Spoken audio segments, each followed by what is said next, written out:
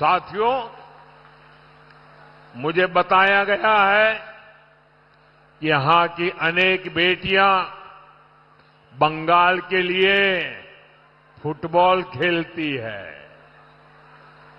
जहां के बेटे बेटियों में इतना टैलेंट भरा हो, वहां फुटबॉल के साथ क्या होता है, ये हमने कुछ महीने पहले कोलकाता में देखा। टीएमसी के नेताओं ने, मंत्रियों ने फुटबॉल को भी सिंडिकेट के हवाले कर दिया। कितनी शर्मनाक तस्वीरें पूरी दुनिया ने कोलकाता से ये टीएमसी वालों के कारनामे देखे थे। ये महाजंगल राज की ही निशानी है।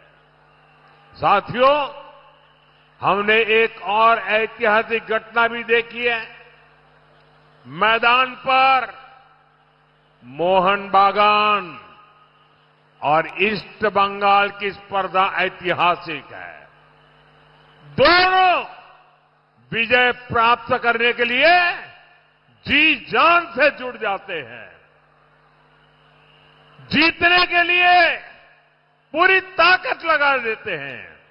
लेकिन जब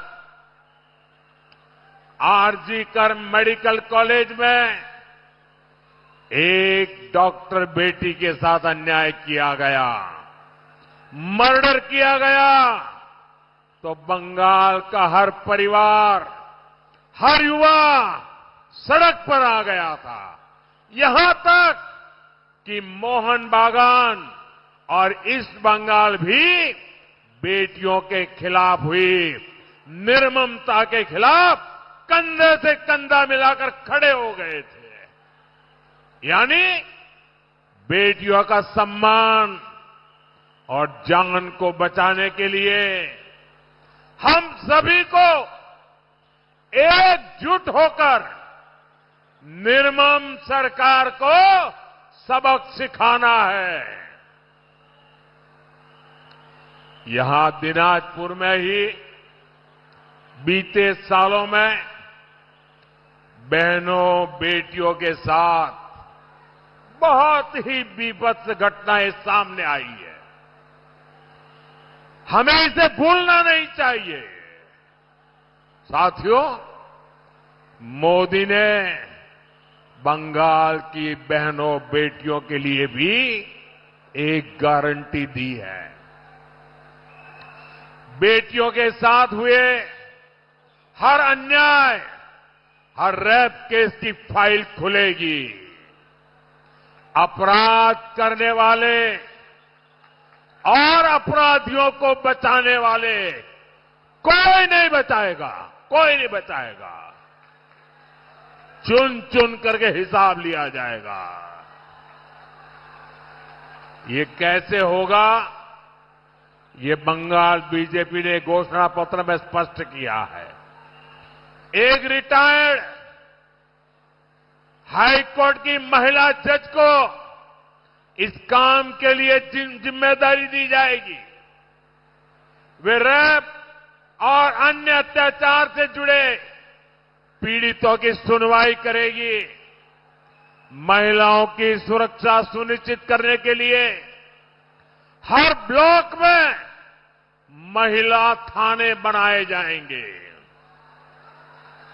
साथियों, आम नागरिकों की सुरक्षा को लेकर टीएमसी सरकार कितनी उदासीन है, मैं इसका एक और उदाहरण आपको देता हूं। टीएमसी की निर्मम सरकार ने पुलिस में महिलाओं की बहुत कम भर्ती की है। यहां आपके पड़ोस में बिहार है, वहां डबल इंजन की बीजेपी एनडीए सरकार है। वहां पुलिस में 23-24% महिला पुलिसकर्मी है। लेकिन बंगाल जैसे इतने बड़े राज्य में सिर्फ 10% महिला पुलिसकर्मी भी नहीं है, और उसमें भी ज्यादातर तो रिटायर्ड होने की एज पर पहुंच चुके हैं। मैं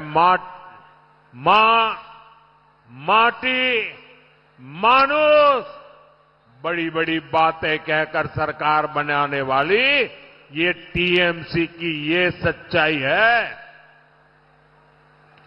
मैं बंगाल की माताओं बहनों को भरोसा देता हूं।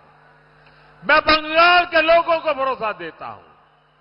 जब बंगाल में 4 मई को बीजेपी सरकार बनेगी तो फिर बड़े पैमाने पर महिला पुलिसकर्मियों की भी भर्ती की जाएगी।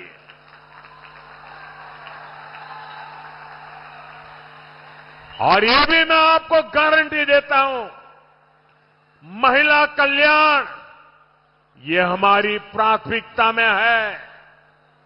बीजेपी की सरकार जिस भी राज्य में है वो बेटियों को सुरक्षा भी देती है और उन्हें कमाई का भरोसा भी देती है।